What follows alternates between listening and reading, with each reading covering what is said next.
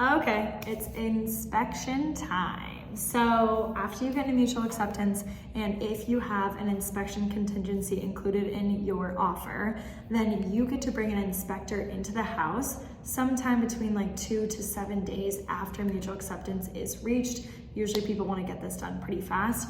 And you and your agent and the inspector will show up at the house, and the inspector will take a couple hours to look through every nook and cranny of the house. They'll look through the HVAC, the roof, structural, if there's an oil tank, all of the interior and exterior of this house. They'll drop a report. Usually they do it on their phone. They include a lot of pictures, and then they'll do a report out.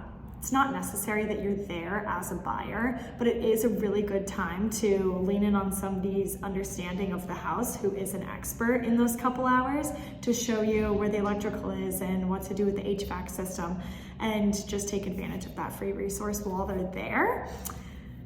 Once the inspection is over, then you as the buyer have the right to review the inspection report, and if there's anything in there that came back that makes you nervous about buying the house now, that's a financial implication that you're not willing to undertake. Let's say the foundation is shaky, the roof has a leak in it, the siding's rotting, anything that you did not know before you offered on the house, it's your right as a buyer to ask for seller compensation or repair from the seller.